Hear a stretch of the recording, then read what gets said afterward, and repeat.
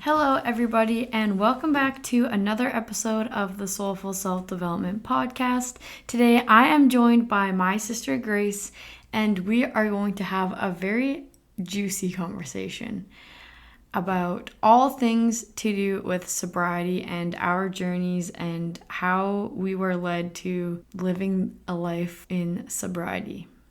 So, Grace, welcome back. This is your second time on the podcast, Yeah, I'm glad to be back. Actually, pretty ironic because the last episode I were was not not sober. sober. And for any of you who listened to that, I think it was very clear.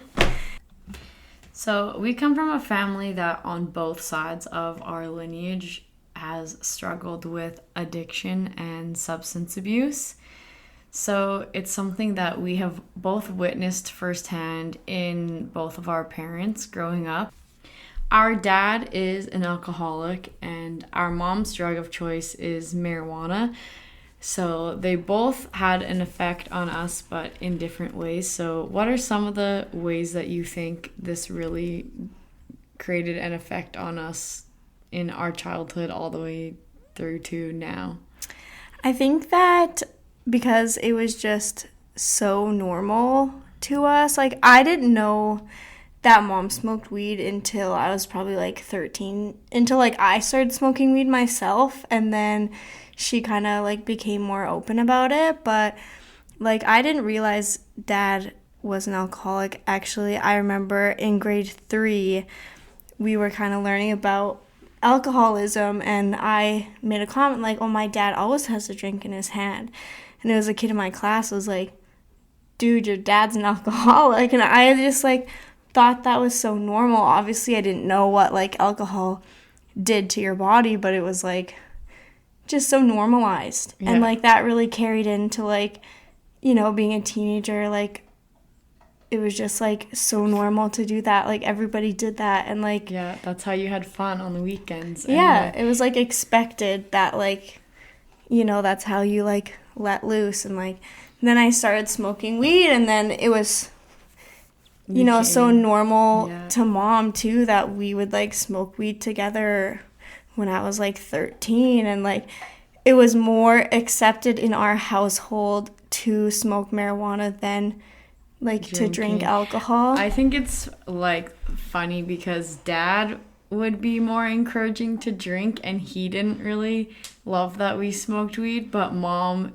didn't drink and she didn't love when we wanted to get drunk, but she would let us smoke weed. So, you know, and our parents are both very open about substances, which I know also had created a different relationship around it, because I have friends and stuff from growing up that their parents didn't talk to them about it. They didn't, you know, especially when it comes to weed and like drugs. Well, alcohol is a drug. We're not taught, and our society doesn't really see it as a drug. So, you know, and you just see that, whereas like for us it was normal. Like, our mom would be like, do you want to smoke a joint? And you'd be like, okay, sure. So it became a part of our lives. Oh, it did. And like, that was like a bond for me, at least. It was like a bonding experience with me and my mom. Like, I feel like that was like one of the only things that we could like relate to each other on. And like, I mean, it became a problem when I was like 14 ripping a bong in my house, because I was allowed to do that. And like, I carried those addictions on like all through high school and out of high school, working at a bar. And like, it wasn't till I got pregnant and, you know, stopped, where it was like, that was just so normal. And it was like such a thing that me and mom kind of held on to together. Yeah. And like, I didn't smoke weed until the first time I ever smoked weed was in high school, but I didn't smoke weed like daily until probably when we lived together. And I would have been 19 and Grace was 16, and Grace had already been smoking weed. And like, I would the odd time, or like especially if I went out to mom's for a visit, like, you know, she'd give me a puff or whatever. But then I smoked it a lot, and it was definitely a time in my life where I was using it to Self-medicate. Yeah, self-medicate. Like, I was really struggling with depression, and we were holding a lot of heavy things, both of us, in our life at that time. Well, yeah, that was a tough time for our whole family, family. and we weren't, like, working on it. And, like, I think that's something recently that, you know, we've learned about our mom in the last years, too, is that, like, she was heavily using it to self-medicate. And I mean, that's something I struggled with too, and I held on to that for so long because I thought it was helping. And like, I really struggle with dealing with my anger because our dad was quite angry when he was drinking, and I never wanted to like be like that, so I hold a lot of my anger inside. So then I would smoke weed and it would help me like chill out. You know, I wasn't like getting mad about little things and like stuff like that. So I like really turned to it to like chill me out. And I always said like, oh, it helps with my anxiety, but it was really quite the opposite. Like, yeah, it actually wasn't until I fully quit smoking weed that I realized how much it actually didn't help anxiety. oh, it makes it so much worse. It's so much worse. You think about so many like things you would never think about when you're sober. Like, it's actually ridiculous. And like, I think that was like a huge thing that like mom never realized that I was using it to self-medicate, because I mean, she was doing the same thing, right? So like, she never wanted to like help me break that habit. And like, until I like, I mean, became a mother myself, like I didn't want to either. Like, I was so reliant on for so long, and like mine and Ryland's relationship was based on that for a really long time. Like, a lot of our friendships were based on that too. Like, it was so normal. And to like my ex-boyfriend that I dated, well, we've been broken up for a year already, or almost a year, and we smoked a lot of weed. Like, we both smoked weed before we met. You did not smoke like much though before you definitely smoked. I would more go in weed. phases. It honestly depended who I spent time around. So when I lived at our friend Shay's house, nobody in that house smoked weed. So if I was gonna smoke weed at home, like, I would just be doing it by myself. So I didn't do it as much, but I did if I was stressed out about something, or, you know, I felt like I needed to chill out, right? Like, that was just my defense mechanism, was to smoke weed. And I would always say like, oh, I don't really need to do this, like, why do I smoke weed? And then I still would just keep doing it. Like, and then I dated him and I smoked way too much weed, and it just like, It dulls you. It does. And it wasn't until my experience with ayahuasca. The first time I did it, I didn't have this experience until the second time I did it, but my shaman explained both times I did it, I didn't have a visual effect from the medicine, which is what I was honestly most excited for, because I think that stuff is cool and I love like the sacred geometry and how everything is all connected and whatever. So the second time that I did it, at the end, I still hadn't had any visual experience, and I was kind of disappointed. And you do have the detox before you do this. Like, you can't smoke weed for, I think it's 2 weeks before you go, but the longer the better. And so he said that, explained the spirit of marijuana, and said that she is sticky and gooey and she lingers around and you're almost stuck in her goo. And even if it takes up to an entire year of not smoking weed for her to go away. Like, you're still in that. Even when you're sober, you haven't smoked weed that day, you haven't smoked weed that week, you're still in that energy from her spirit. And it just, hearing him say that just completely flipped a switch in my brain. I was like, ew. Yeah, and when you told me that too, it was like night and day. And it was like, then, you know, like, our mom, she smokes weed in her house, and you walk in that house and that's the energy of the house. Like, it's dark and dungeony and dull and sticky, and you can't leave that house without feeling just like drained and disgusting. And I honestly, like, as soon as I leave, I feel an extreme need to shower.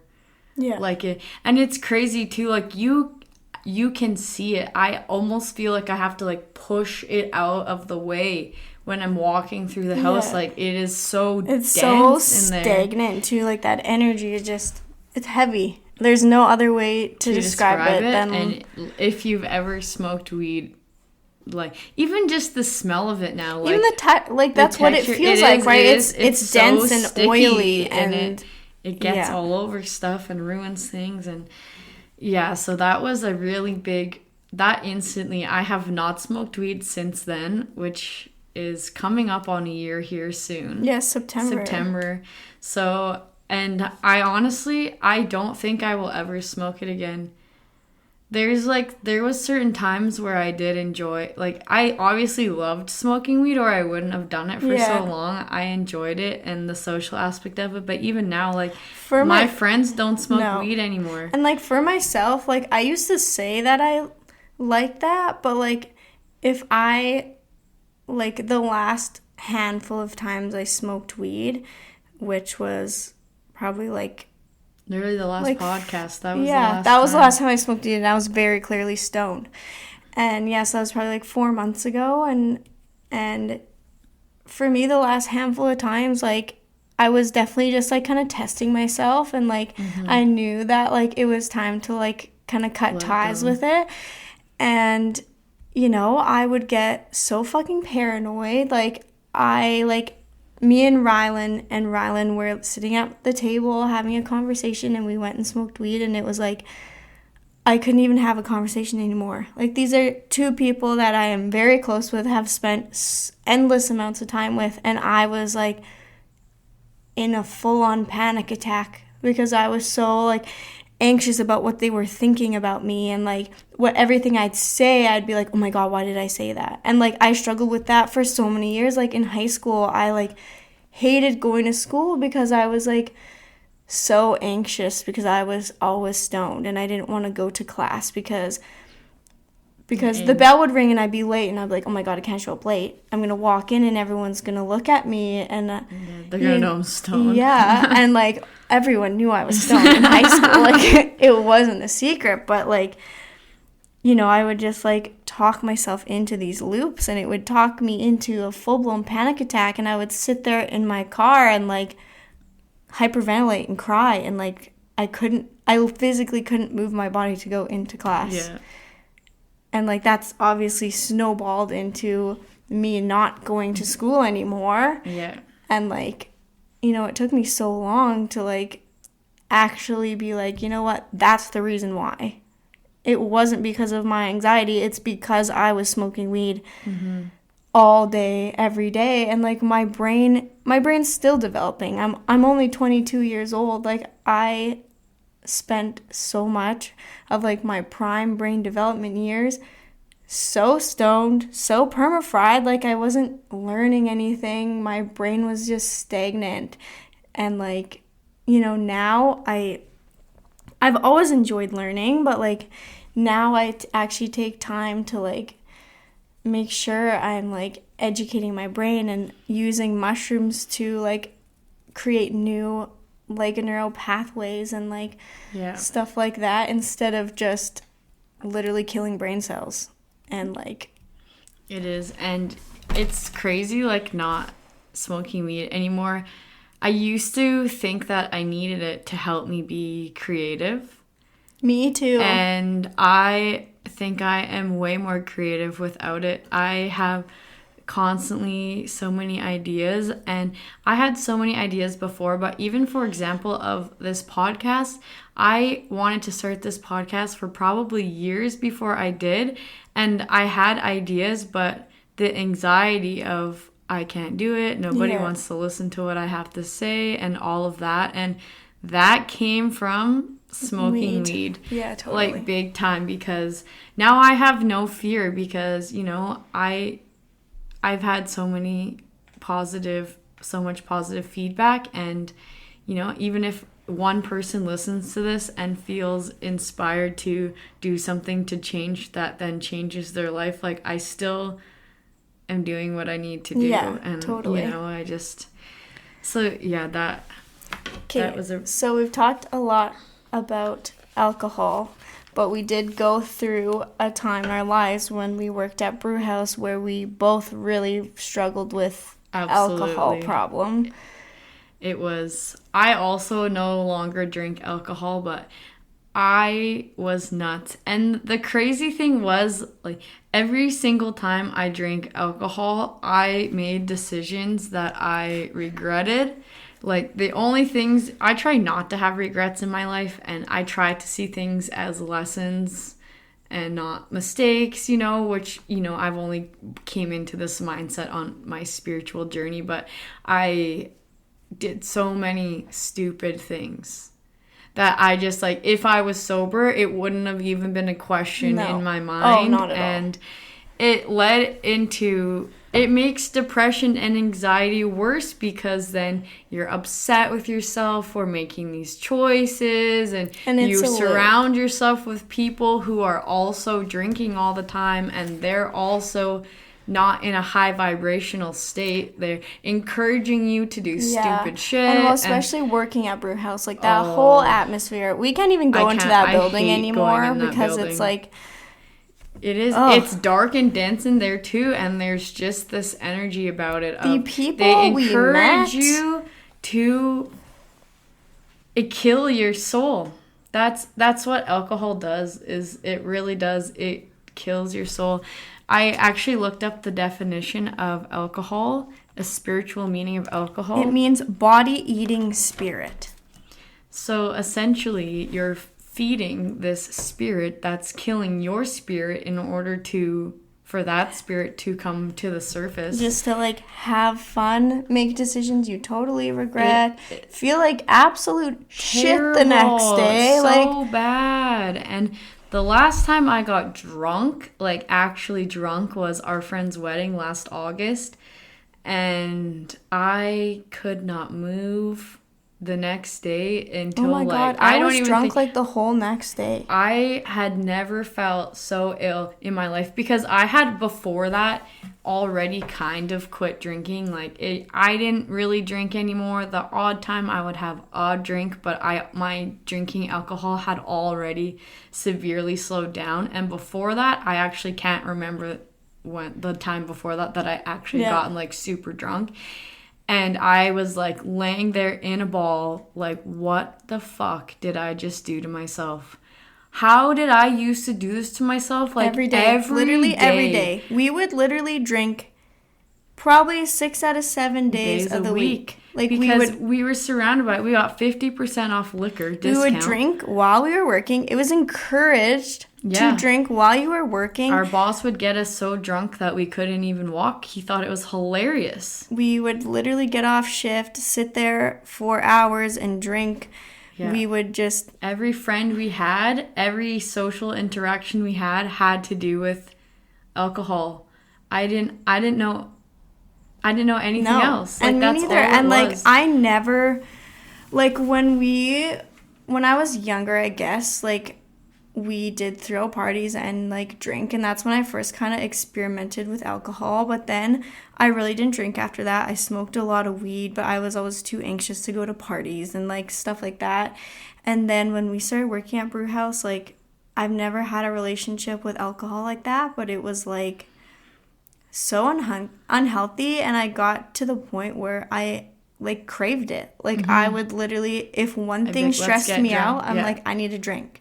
And like everything. We'd get home from being at brew house all day and go to brew house and get drunk. Every cent that I made in that place went right back in. To it. And that's why they do that too, because you have potential to make a lot of good money as a waitress with tips and whatnot. And especially serving drunk people, they're stupid. They'll tip you a lot of money, but it would go back. You would work the day shift and go back and spend more at night, or you work the night shift and then the next day you go in and get day drunk, or like, it was just constant. A vicious cycle. The amount of day shifts I'd show up to absolutely hammered from the night before, And then you also eat the shitty food because you're hungover and you want the greasiest burger or poutine or whatever, and like you have access to all this food and you're not cooking or doing dishes. Like, yeah, it wasn't good. We were abusing alcohol, abusing marijuana. We were abusing mushrooms at that point in our lives too. And like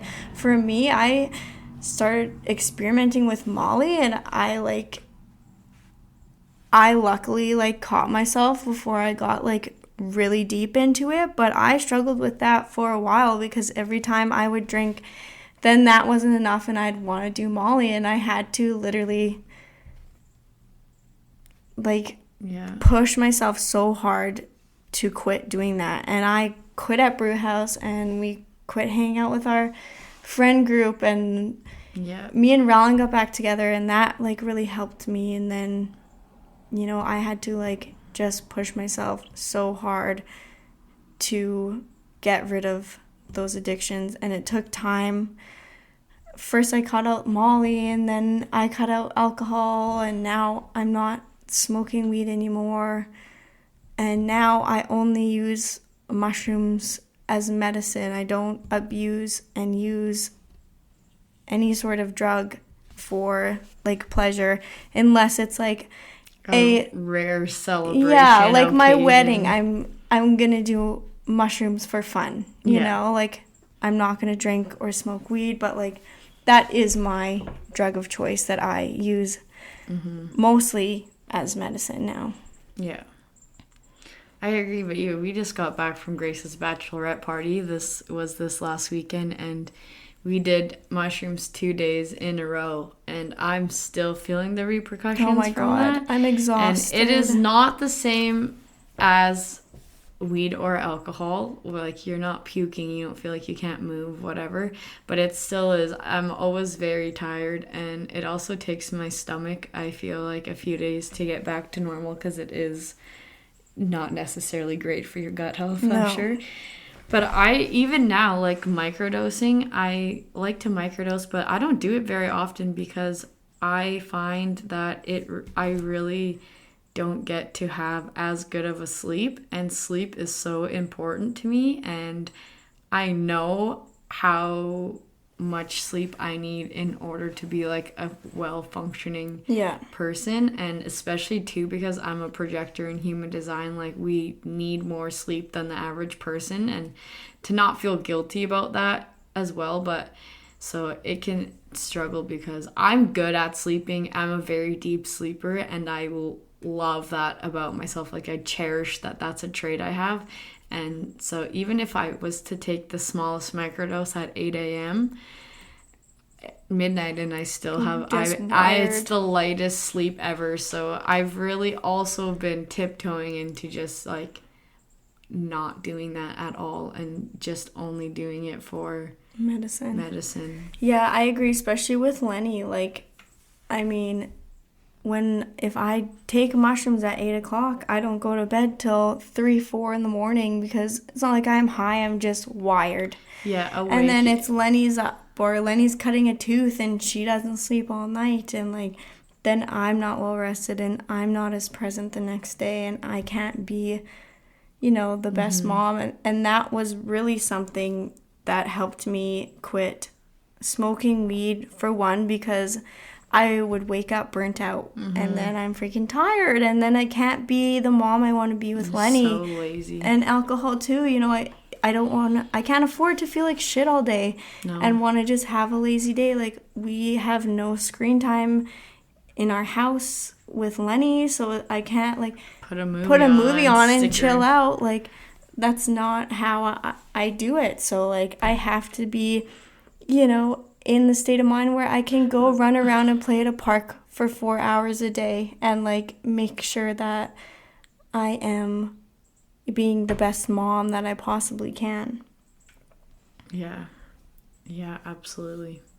I'm not there yet on my journey, because I'm definitely a few years away from having kids, but that's a big part of my motivation, though, is seeing Grace with Lenny, but also just knowing that I want to break these cycles for my kids, because I don't want my kids to be stressed and the first thing they go to is alcohol or weed or even mushrooms for that matter. Like, mushrooms are a really, really beautiful medicine, and I believe that this entire world could benefit from the healing that they can provide and the enlightenment that they've brought to my life 1,000%. But I now have that gift that they've given me, and you know, it's also like the confidence to know that I am that now.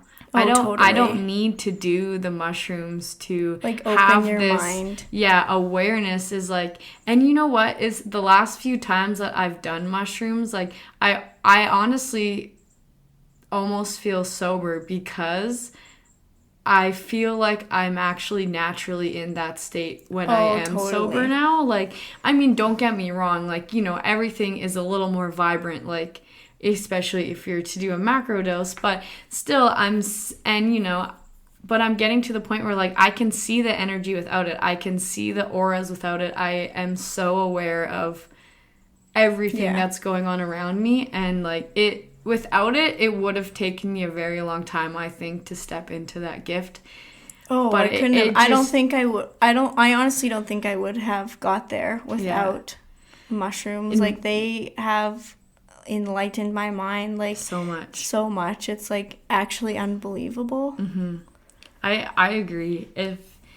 And like, you don't have to do a lot. You can take the smallest microdose and you still just have this feeling of enlightenment come over you. And like the first time I ever did them, I just started bawling, and I was like, the answer's love. And like, I knew that before, but I didn't know that I was right. This is like so many things of what I believe and my practices and my spirituality and everything, that, you know, I've had all these ideas and thoughts and whatever, but until you take the medicine, and it will just confirm or deny, you know, that it's like, no, this is the truth. And now I know that feeling is like, I have that feeling, and it is your intuition, your gut feeling, and it becomes so strong that now I can hear information. Like, say I'm listening to a podcast of somebody else and they're telling me a story, and I can be like, wow, that's true, as in like my whole body will get chills. Or I'm like, this is bullshit, this person's making blown smoke up my ass. Like, so yeah, that's a little bit about mushrooms. I guess I've never really talked about mushrooms on the podcast before. I do teach children, so I have to be careful about what I talk to, but I teach 5-year-olds, so I hope they're not listening to my podcast. This is an explicit reminder podcast, not meant for children. Although I do think that, like, I wish that I listened to things like this when I was a teenager, because like, I'm a real person, I'm living a real life, and I wish that I knew what the consequences of my actions were. You know, like, I had to learn the hard way. I agree. And I do think like you do have to learn the hard way. Like, you know, you can listen to your parents say something 1,000 times and you're gonna say fuck you.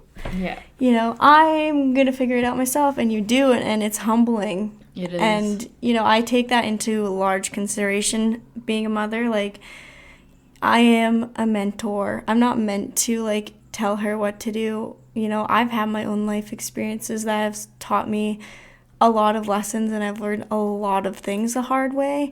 But I know that Lenny's going to do the exact same thing, and I'm just have to be here for when she wants, you know, the help. And as long as you're learning from your mistakes, that's all that matters. Lessons. But you know what? And the biggest lesson that, I mean, I know that I can learn lessons from watching other people, because sometimes I see things and I'm like, I'm not going to do that. I don't want to do that. And the biggest one is from our mom. Like, this is what, honestly, like, I mean, from what I learned through ayahuasca really helped me quit weed, but our mom does not know her limit, and she smoked so much weed to the point that she literally put herself in a psychosis. So 3 years ago, I was living at home with my mom and our stepdad, Jason, and my mom, she started to act a little strange. She started taking a mediumship course, which we were excited about, because I was also doing one at the same time. Yeah, and like, I've, you know, been mentored by Taylor Madonic, or Schneider, I guess now. And, you know, like, we've all kind of been getting into it over the last kind of 7 years, I guess, and we were excited for her, and then it took a strange turn really fast, and she was talking about all these messages she was getting, and they were just kind of bizarre, but we were trying to be super supportive of her, and then it just progressed and progressed and progressed to the point where she was laying in her bed in the dark, wouldn't eat food, was saying that the spirits were too loud and she couldn't leave because the world wasn't ready, and she basically thought she was Jesus. And so we took her to North Balford, and she got put on some antipsychosis medication, and she seemed to be doing better. We thought we made it clear to her that, you know, she wasn't allowed to be doing that anymore. And like, her partner Jason, he suffers from chronic pain, so he smokes weed for pain, but he wasn't respectful of our boundaries that we were trying to set with her either, and he didn't stop smoking in the house, and it didn't take her very long to start smoking again.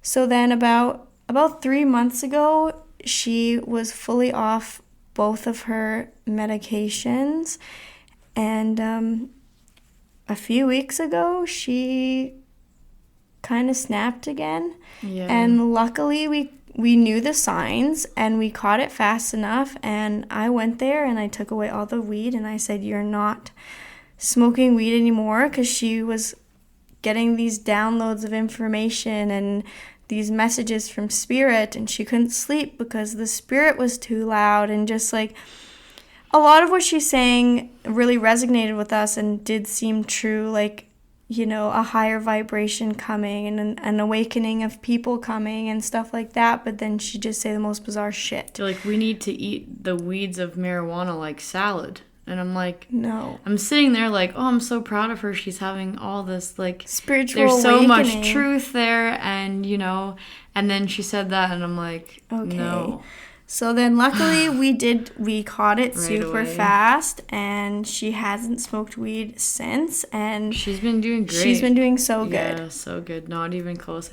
She had just come off her medication, like they had been weaning her off of it, and she just, like, probably the week before this incident happened. It was a few months before. Oh, really? Yeah. I thought it was just... Oh, okay, well, so that's then good. she had given me all of her notebooks. So the first time she kept a notebook of all the messages she was getting and stuff, and me and Rylan went through it, and you can just see, like, the progression. She was having these thoughts before she even started the mediumship course. She was just kind of grasping for, like, answers sort of thing. And then you can see, like, her writings, they get more sporadic and more just, like, out of whack, make no sense at all. And she talks about, like, getting downloads, and, like, it's just, like, honestly, I don't think people are, like, made aware, because, like, I did learn about psychosis in life trans class in grade 10, and I was like, no way this is ever going to happen to me. Yeah. You know, like, no way this is, like, an actual thing.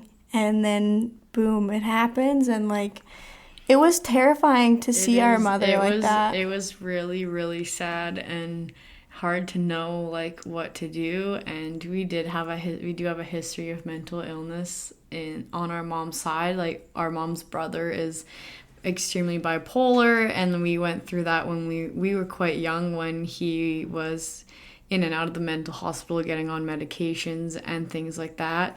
But it is right there too, so I'm sure that didn't help. But the amount of weed that she was smoking was insane, and, you know, that's just showing, like, she smoked weed for so long of her life, and then it's just like, you smoke weed once a week, then you smoke it once a day, then you smoke it twice a day. She was smoking it, like, all day, every like, chain day. Smoking joints, one after another. And that was, like, I did a lot of research about the psychosis this time, because I felt like last time we did not handle it very maturely. Yeah. like, at all. I mean, we were We all were in young. We very didn't know different what to states of do. mind. Yeah. Like, so, you know, we weren't honestly the nicest to her about it. Like, I have videos and stuff, and, like, in the research I've done, like, you can't tell them they're wrong. Like, you have to, I like, agree with make them feel like, you know, they can trust you. And, like,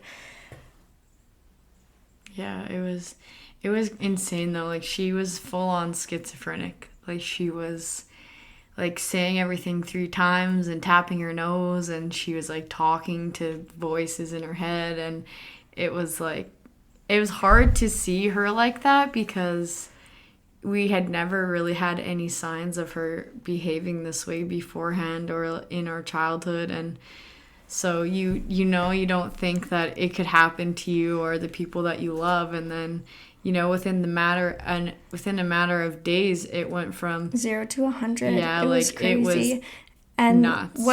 what my point was on my last rant there that I kind of got sidetracked on was, one thing that I learned in my research is that often when people go into psychosis, like our mom did, they think that they need to up their dose. So she was smoking maybe like a few times a day, and then she was smoking every freaking 30 minutes. And she was like, weed is my smudge, weed is my smudge. So then this time, like, it was the same thing. Like, Jason noticed, like, she was smoking, you know, now and then she was smoking 6 times a day.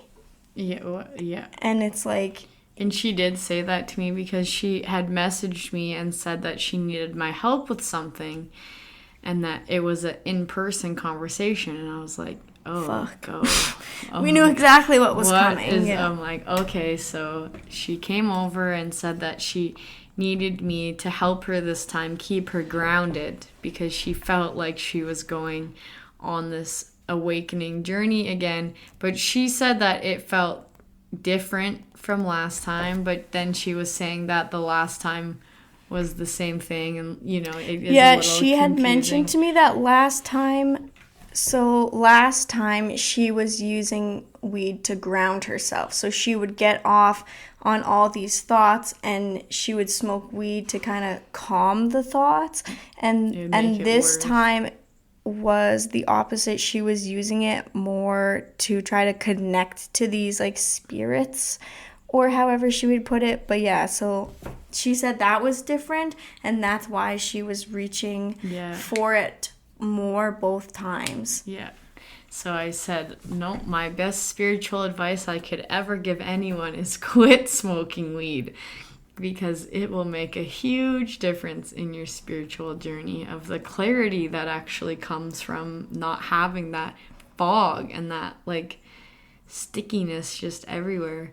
So now that she's not, and she hasn't said anything even weird. No, not at all. Like, she would we've been talking to her a lot. Like, we've been making extra effort to make sure that we talk to her as much as we can, so that if there is signs of her going back into this pattern, that we can catch it right away, because she had a terrible experience in the mental hospital, and I don't really agree with Western medicine really at all, and that's the last thing I want to do to her again. Well, and we really unless it was like the last resort, but I just feel like between all of us, we are smart enough to figure it out. Well, and that's what we came into the mindset. Our other sister was like, put her in the mental health hospital right now, and me and Hannah were like, no, there's a better way. Mm-hmm. We know the variable. We know what the issue is. Mm-hmm. And if we take away the issue, which was marijuana, obviously, then she should get better. That's easy, because, okay, they're going to put her right back on the antipsychotics, which fucked her up, man. She was not herself at all. She was a different person. Before, our mom was like the most vibrant, bubbly, happy lady. You couldn't get her to stop talking. Like, I literally could not answer the phone if she called me if I didn't have an hour to talk, because you could not get her to shut up. Like, you'd be like, "Okay, goodbye, Mom," and she'd be like, blah, blah, blah, blah. Which we love. Which we love. I love that about her. But she then would, anytime I called her, she was not on the phone for longer than 3 minutes. And I'm like, what did you do with our mother? Depressed and extremely anxious and she never had the same ambitions as she used to. She was just not herself. Not taking care of herself. Like, she wasn't, like, she used to always eat so healthy and things too, and that also had really gone out the window. Her physical health was not even as good as it was before. No, not at all. And it was becoming very apparent. Like, she was always such an active mom. Like, she was always doing things with us, and just assumed that as a grandma she would be the same way, because our mom just, she is such a big kid at heart, that she is so gifted with children.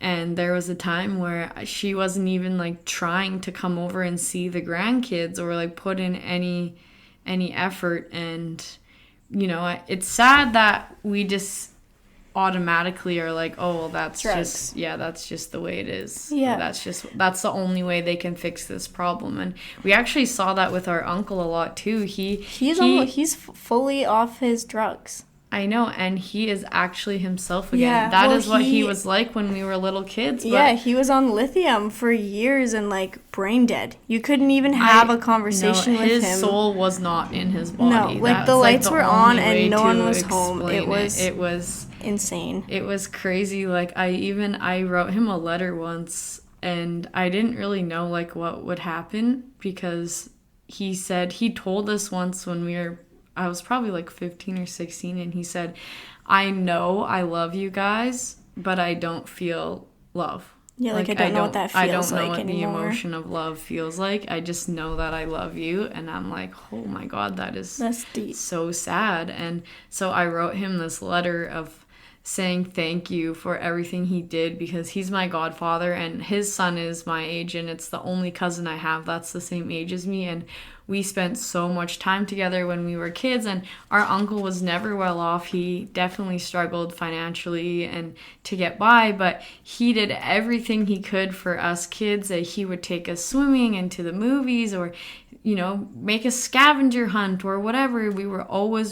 He would play Monopoly with us for a whole weekend straight without stopping. Like, it was just, he was so good to us kids. And then he went through all this stuff, and he was in and out of the hospital, and they put him on all this meds, and he was not the same. Like, he wasn't there. So I wrote him this letter and just like reminisced about all the things we did when I was a kid, and he actually cried. And I actually kind of think that was the start of him like fixing his meds, because it wasn't long after that he took himself back to the mental hospital and said, like, I need to fix this. Well, he had been double dosing his lithium, and he gave himself lithium poison. He almost died. Yeah, he had a heart attack. Yeah, thankfully he did, and they like caught it, because he would forget he took his lithium, and he would take double doses of it, and his blood was literally poison, which is like crazy and that so they sad. Just hand that out to you like it's going out of style. But this is also something that is really important to note about dealing with mental health and things like this, as well as like that's your crown chakra. That and if you don't know what the chakras are, I do have an episode that explains them all, but that's how we connect to spirit and the more, and it's where we get our downloads and our information. And so there is such a fine line between like having a healthy, clear, open chakra and, you know, it being super imbalanced. And it can be imbalanced both ways. It can be so closed off that you are so closed-minded and, you know, you don't believe in God or whatever that may manifest as for you. Or it can be so way too open that, you know, you're hearing all these voices in your head, and like it is really related to that. And that is what we have so much issues in this world from mental health, and a lot of it stem from substance abuse, because any substance that you take like alters your mind and the way that you perceive things and the way that you think about information, and it's all interconnected. And we live in this world where like mental health is just normalized. Like everyone, we label everything is mental health. Everyone has depression, everyone has anxiety, everyone has all of these issues, and we are just like, oh, that's just how it is, but it's actually not. When I was like 14 years old, I was struggling with depression, anxiety, you name it, I had it.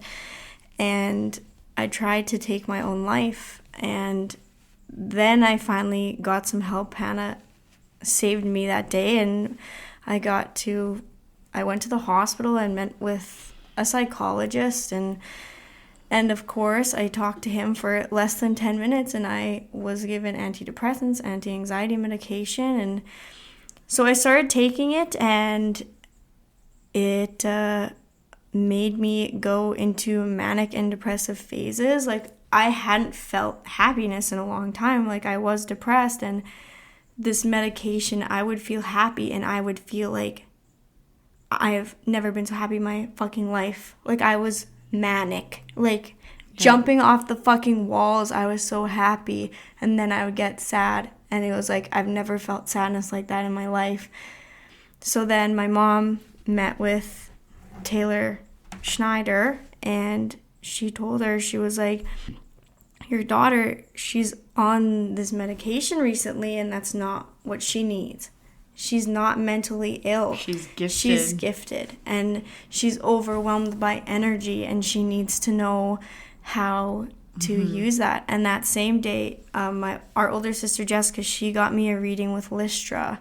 And I went to see Lystra, and it was a very empowering experience. That was the first experience I had with talking to someone with mediumship gifts. And my mom and I talked about it, both of our experiences on that day, and then I started going to see Taylor, and she just explained to me, like, you need to ground yourself, you need to stop taking this medication, you're overwhelmed at school, you're picking up and holding on to all this energy.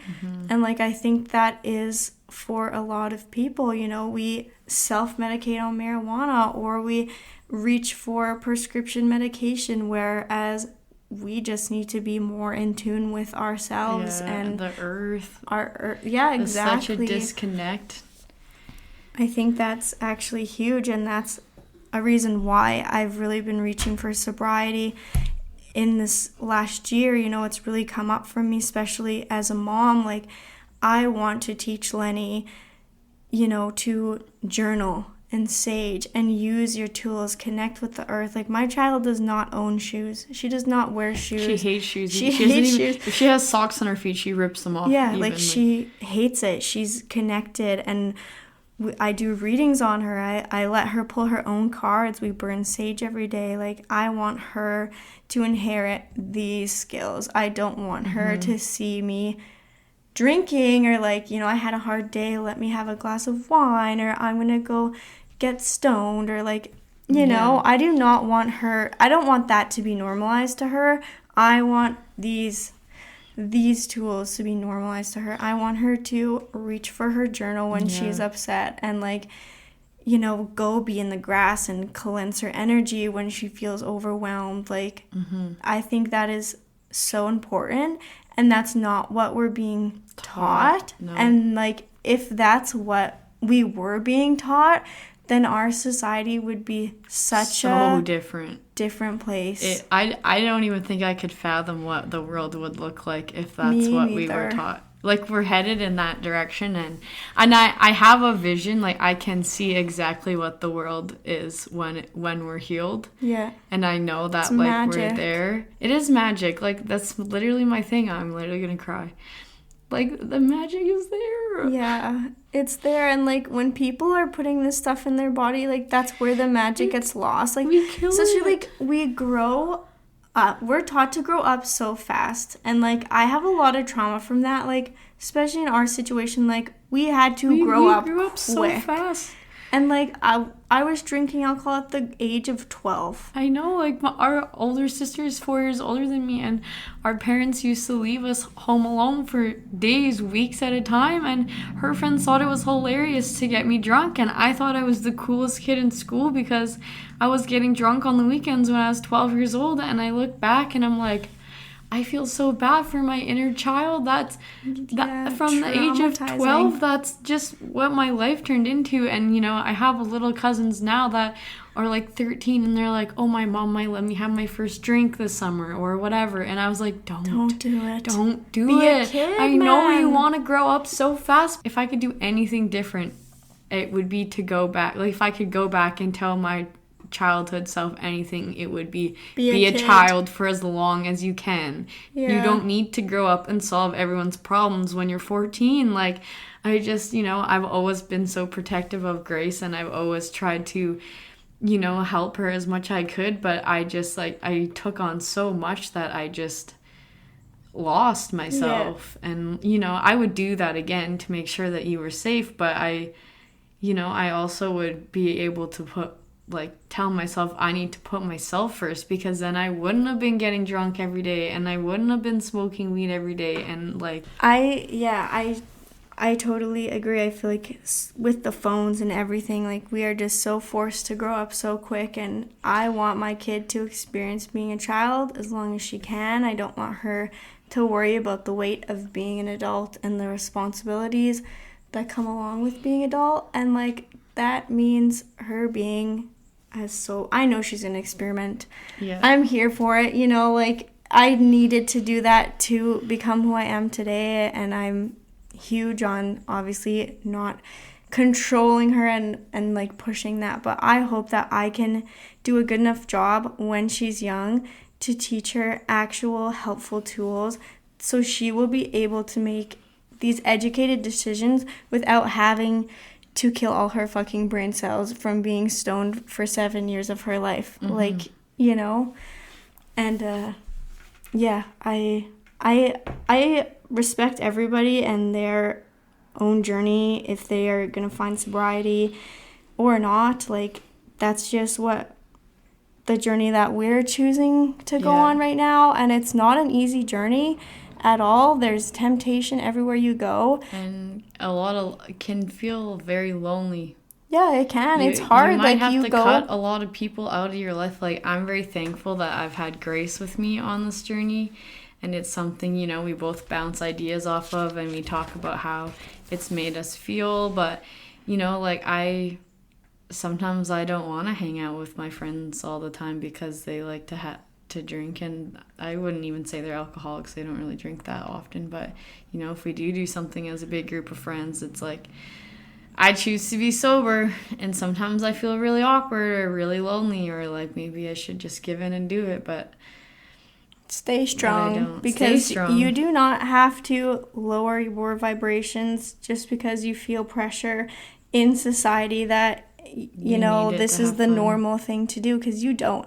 And I didn't realize how much fun you can have being sober until I've been sober. Like, it's actually, I enjoy being sober, and I never really thought I could say that, because like, I feel like it's just so normal to, like, that's how you have fun as an adult. That's how you let your guard down. And like there becomes a certain age or a certain point in your life where you go from being a kid to where you go to feeling like you need something in order to have fun, you know? And it's sad because it's that disconnect that we have from our inner child. Like, there becomes an event or a time or whatever, and we no longer allow ourselves to have that childlike energy and to just have fun. Like, we went to a Grace's bachelorette party, played on the coolest playground ever, and it was the middle of the night, so the kids were around. We had the best time of our lives, and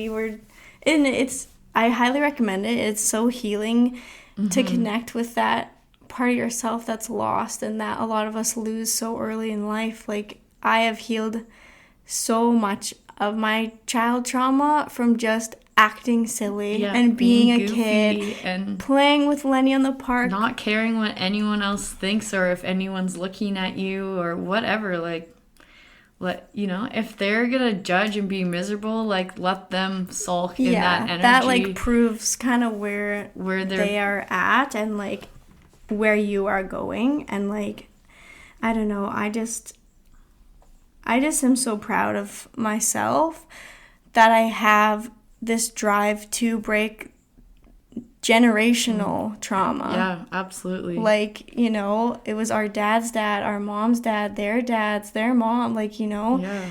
it's generational trauma that I do not want to give to my kid. Like, I struggled with mine and dad's relationship for so long because of how he acted towards me when he was drinking. And, like, that's a reason why we had to grow up so fast, you know? And, like, that's the reason why we turned to stuff like that. And I do not want that for Lenny whatsoever. No. I just, you know, and I do think that people are becoming totally more aware of what we're putting in our bodies, because like once you decide that alcohol is not good for you, you can't drink it. No. And then you become aware of the toxins in all your sprays you use on your counter, the perfume you put on your body, the shampoo you wash your hair with, the pesticides on your food. You just become so aware of all of these poisons that we use every day. And like sometimes it drives me absolutely fucking bonkers because you can't get away from it, and it's so frustrating. But I'm so glad that I am so aware and that I have people. I'm finding more people that I can have these conversations with, and they totally relate and get it and want the same for their future children and, you know, the future of the whole planet. Because it's not even just our children, it's our grandchildren and our great-grandchildren. And like honestly, this, like, it sounds silly maybe, but really, like, making these decisions are some of the only things that we can do to actually make a difference in, like, changing the world. Because, you know, we as just the people don't have the power. I mean, one day I hope to get on a stage in front of thousands of people, but right now I don't know enough people or have enough money, resources, whatever, to be able to do that and have these conversations. But, you know, it's just these little choices, and then people see the changes in my life and they're curious and they ask questions, and it goes on and on and on. And like, that's because it changes your vibration so severe. Like, it's actually crazy how much it changes, and then it's a ripple effect of it impacts everything in your life. And, you know, that's what we all have to choose to do that, for ourselves, because I love myself and I no longer let myself do these things to hurt me. It's a total respect for your own body. And like, my body is such a gift, and I used to struggle with self-image, and I didn't love my body, and I wish I looked a certain way, and blah blah blah. And I just changed my mindset of how I viewed that to be like, you know, my body is my vessel. If I didn't have this body, I wouldn't be able to experience this life. And it actually is so incredibly amazing. Like, the human body is one of the coolest inventions on the whole planet. Yeah, it's awesome. It is so intricate. The human experience is, I mean, we all chose this life for a reason, and I know that, you know, Lenny chose me, and I chose this life because I can make a difference, and it might just be small differences in my own world, you know, changing habits in my bloodline and not passing that on to my daughter. But like, it's these conversations that we have with people, anyone listening to this, you know, it makes people question, and that's what we need to do. That's how we change and evolve, and we don't need to just be so trusting of everything we put in our bodies, because as soon as you are like aware of that and, you know, start making more conscious decisions of, you know, just food and alcohol, drugs, and your life just changes an incredible amount. And like, I look back and I'm like, how did I live like that for so long? And I know every decision I made when I was drunk or high, or, you know, every time I chose to drink, and that all led me to this moment. So I am so thankful for my own struggles and experiences with drugs and alcohol, because without it, I wouldn't be the mom I am today, and like, I wouldn't thrive to be, you know, the best version of myself for my daughter.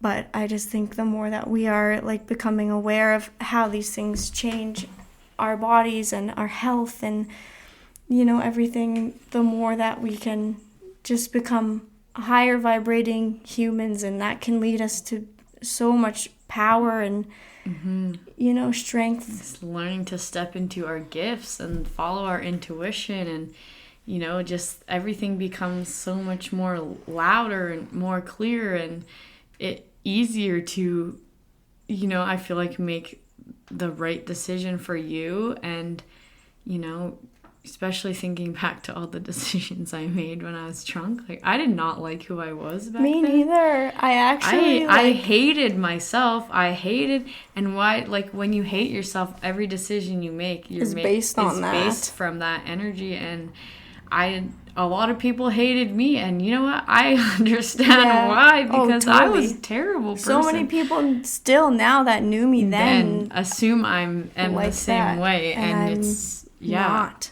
Quite the opposite. Not quite. I feel like parts of me have always been the same, but for the most part, I just like, I wouldn't make nearly any decision I made back then now. Oh God, no, not a single one. Not a single one.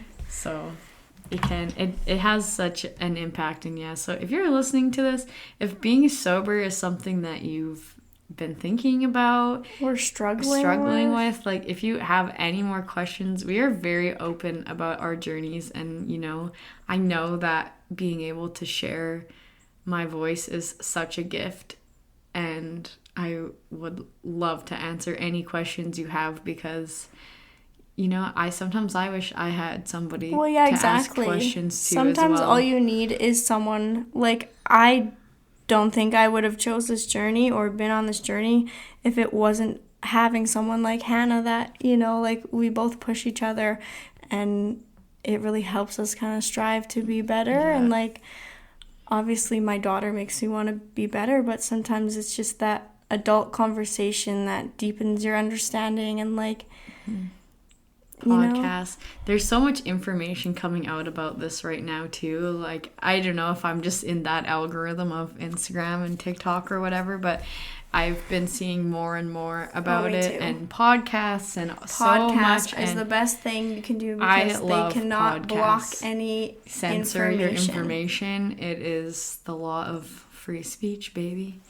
So yes, and I love my podcast. It's such a gift. I'm glad I did this for myself, because, even at the end of the day, if nobody listened to this, which I know people do listen to it, but if nobody listened to this, it's at the end of the day therapeutic for me to speak about this and talk about it. It's like my live journal. And sometimes I go back and listen to episodes, and I'm like, holy shit, I was on it. Let's go. Or I'm like, oh God, we were literally too high to be making a podcast. For anyone that watched that, I'm sorry.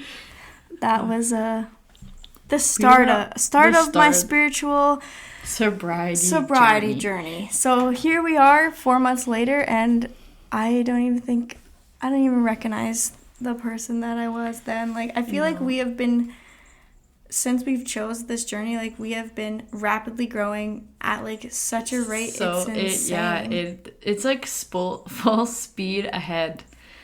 Yeah, it is. Yeah. And the signs that I've been receiving are crazy. Like, I swear to God, I can't see a license plate that's not an angel number these days. Like, it's just everything. And, like, the more decisions I make like that for my highest self, the more signs I see. The more I was packing stuff in the car, found literally not a single thing on the floor under the seats but one dime. Bright shiny little dime. Things like that. And it's just like, just the universe always giving you little reminders of its magic and its power, and that it's there, and it wants you to live this place from a high vibrational state, and it wants you to follow all your dreams and have these crazy experiences, and become this person that you so badly want to become. And it's like every little decision is like a step in that direction. You just become closer and closer to your highest self. Like, I highly recommend even doing a like journal entry about it, and write down who your higher self is. Like, and as soon as you do that, every decision you make, like, you just notice yourself becoming this person. Like, it's crazy to me. Yeah, that was probably one of the biggest pivotal moments in my spiritual journeys. Like, I always knew that I was like a good I have a good heart, even when I was being stupid and I'm still a good person. I wouldn't purposely hurt somebody. I wasn't trying to beat anyone up, but I met my highest self, and she is an angel. She came forward with glowing white energy and these big white wings, and I just bawled, and I was like, no, that's not it, that's not me. And I did this, like, I had a recorded meditation that was like guiding you to this, seeing this vision of your highest self, and I did it probably 5 times in a row until I was like, oh, okay, that's what's going on here. Yeah, okay. And you know what? And I will remind myself anytime I'm doubting my gifts of like, well, do I need to do this? It's like it's a vision of her will flash in my mind, and I'm like, yes, because I am her, and that's what she is. She is divine. She is here to spread love, and that's why I'm here right now. That's what the world needs. And it's like, I hope that one day I can do even more of what I do now. And I literally just did my cards before this, and that's exactly what it told me. So it's like, it's coming very fastly. I'm like, yep. Yeah, I know. I feel like that about like the greenhouse. I feel like this is such an opportunity for me to just grow a community of like-minded people and just like attract this energy. Like, I struggle so hard with friends. Like, I feel like all my friends in high school, like, our relationships were built on smoking weed, and all of our friends out of high school, like, we just drank together. And like, I find it hard to find people that are like us, like, especially in Lloyd. Like, my friend Maude, she's from Quebec, and she's just a light. I love her. And like, we should get her on the pod. Yeah, we should. She's awesome. And like, I just so believe that like this is going to attract my people, and I've been waiting so long for my people, and like, they're finally coming. Like, things are finally aligning to where I'm finding my people. And it really, like, sobriety has been like making it come so much faster. Yeah. Like, literally until making the decision of like absolutely no more, like, I would still struggle with that, and now it's just like, I feel like it just flows to you. Like, it's actually crazy. I think this is like the best decision I've ever made in my life. And like, I still struggle with like, like, my wedding's coming up, and I'm like, oh, like, do I have a drink to celebrate my wedding? And then I'm like, what is the fucking benefit? What is the benefit of having one drink? Sparkling apple juice. Yeah, like, that's what we did on my bachelorette party. You can drink juice in a wine glass. I don't even care to fool anyone. Like, I mean, I like having drinks that are tasty, like like juice or whatever. Like, I love a good Shirley Temple. Yeah. But even that, the sugar in that, I'm like, regret my decision by the end of the day. Yeah, so. Seriously. And you just feel so much better when you just drink water. And I'm just like, I continuously have to remind myself every day, like, do not bring yourself down just to fit in. Like, you will find people that want to raise your vibration. Yeah, absolutely. Like, these people that just want you to drink and, like, don't respect that you don't want to drink are not your friends. No. They're not. Like, my best friend, Brittany, like, she chooses to drink, which I completely respect her for that. I mean, whatever. You do you. Yeah, you're an adult. On occasion, she's not doing it all the time. Yeah, no, exactly. But she totally respects me for my decisions. She would never try to pressure me into having a drink. She respects that I like to do mushrooms, and she respects my journey with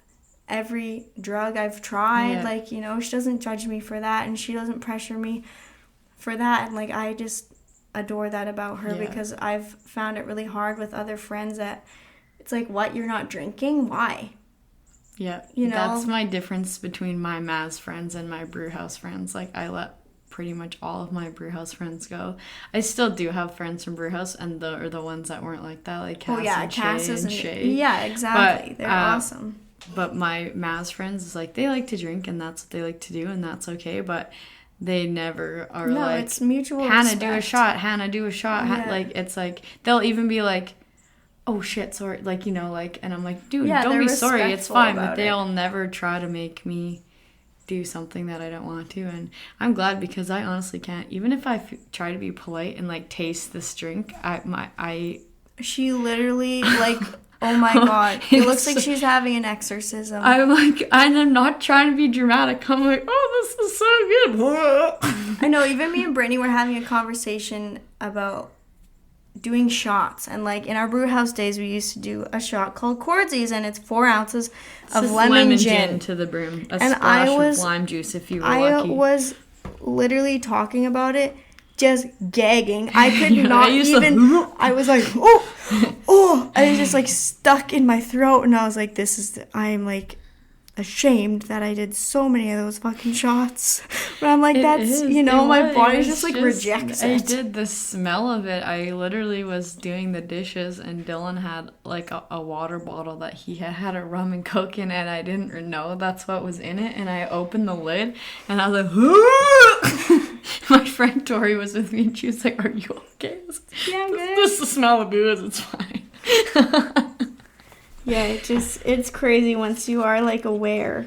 Yeah. Like we said, it literally means body eating spirit. And as soon as you kind of like open your mind up to that, like I remember I did a workshop with a friend of mine's mom. She is a medium as well, and we were doing like muscle testing. And the first thing she said to us was, tell yourself that drinking gasoline is good for you. And I do that every time I set myself up for muscle testing. And like, notice that feeling. Like you can't convince yourself that. You know it's not. Your stomach hurts when you try to convince yourself. And then she's like, tell yourself drinking water is good for you. And like your body accepts that fact.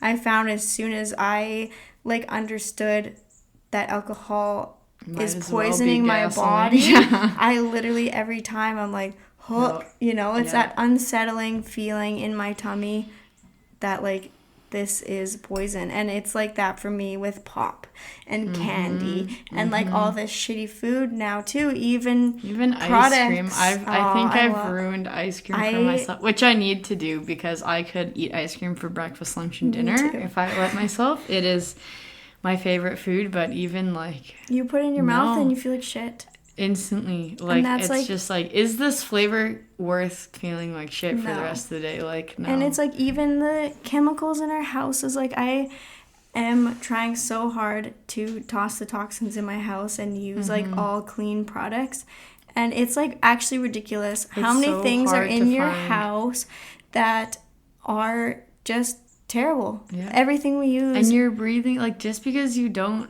drink it, like, it's on your food, it's in your bloodstream, it's on your skin. Like, this, our bodies are consuming it at all hours of the day. Like, it's air. Lots of things are airborne. Like, you spray the Lysol and you're breathing it in because it's in the air. Like, it's in the air, then it's on your food, and you're touching the counter. And I've learned a lot about how like the toxins get stuck in your fat, and a lot of people really struggle to lose weight because their bodies are holding on to all these toxins, and it has no time to like cleanse itself because they are constant around you. Yeah, like you would have to create a specific environment where there is no toxins so that your body has time to release these toxins. They say it takes about 4 months of like extremely clean living, which is hard. Like, even if I go to my mother-in-law's house, like, she's a clean freak, right? Like, I can't escape it. If you go in the grocery store, the hospital, like wherever you go, everywhere else they use these harsh chemicals.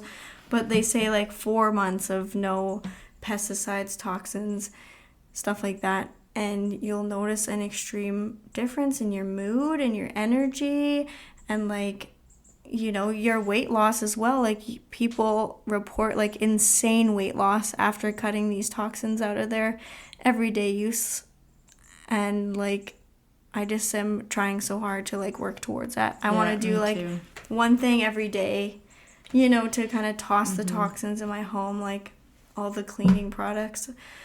I thought the cleaning products I was using was clean too, and it's like, it's not. I found this company called Branch Basics, which I really, really want to try. This girl that me and Hannah listened to, she has a podcast. She had the owner of that company on, and the stories she had to tell about her like experience. She had like PCOS and cysts on her ovaries and was told she could never get pregnant, and then she started getting all these issues with her kidneys and liver, and she went and lived with her hippie auntie for 2 years, and every cyst on her ovary was gone. She got pregnant.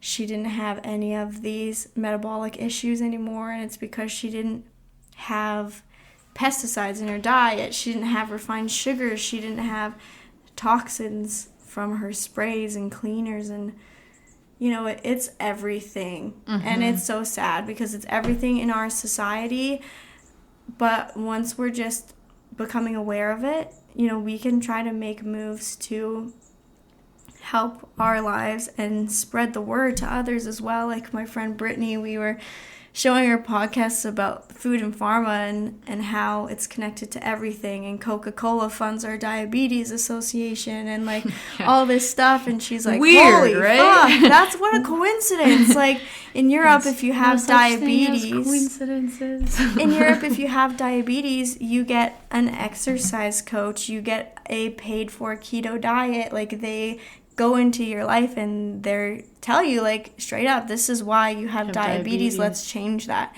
In Canada, and you can reverse the effects or of type 2 diabetes up to a point. Like if you don't do anything about it, then you're kind of fucked. But like if you start having signs and symptoms of that, you're gonna have type 2 diabetes.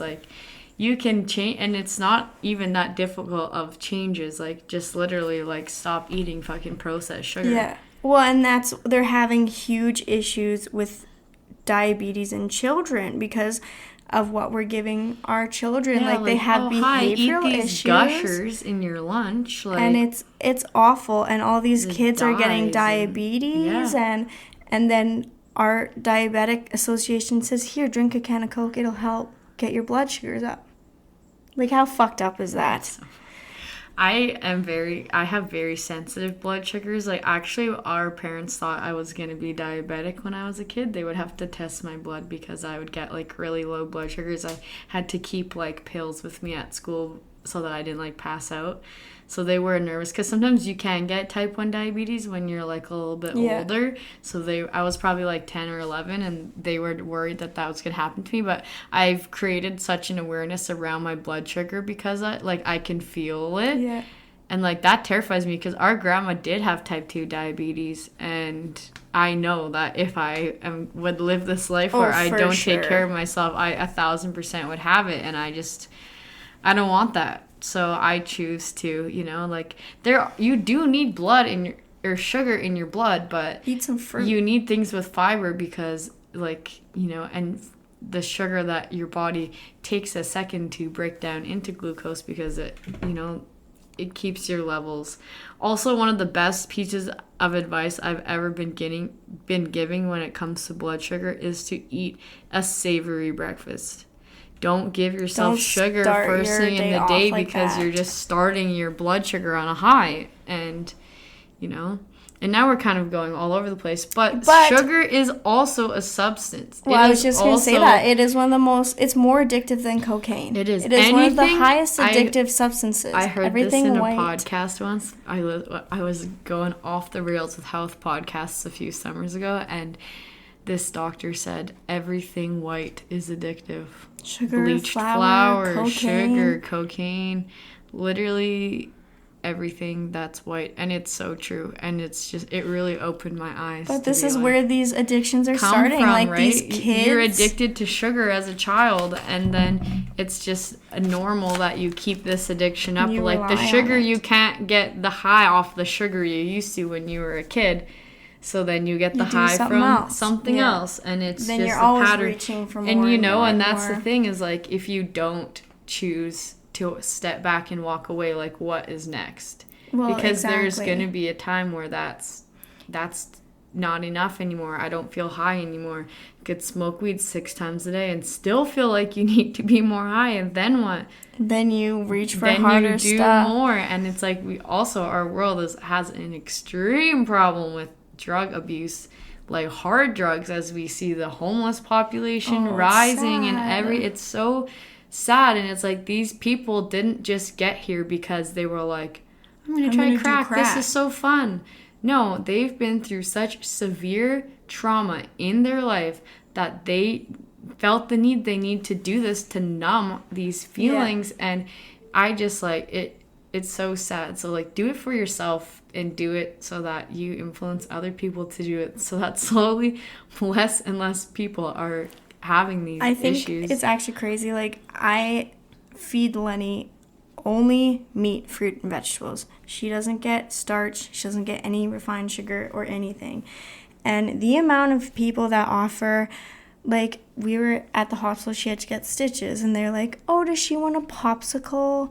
Or, like, I didn't give her birthday cake on her first birthday, and, like, I got called a Nazi, and I got called this, and, like, people are always trying to give her suckers, and, like, we went to the parade, and they were filling our wagon with candy, and I'm like... She would have choked on the candy. I wasn't even... Yeah, it's like hard Jolly Ranchers, and you're like, no, my 1-year-old can't eat this, and, like, I get criticized for her diet, but she is so healthy. She is happy, so she well poops behaved. 5 times a day. Do you know how many people can say that? None, because we all put shit in our body. Like, she is so happy, so healthy. She spends so much time outside. She spends no time on screens. She does not have addictions. I have never seen her have a temper tantrum. Oh, there she is. There she is. Oh, just wait, Lenny. I did promise you guys Lenny would be on the pod, so she's going to come say hi. Say hi. Oh. Baby.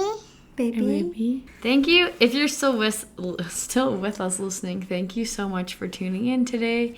We really appreciate all your love and support and hope that you enjoyed this enlightening conversation.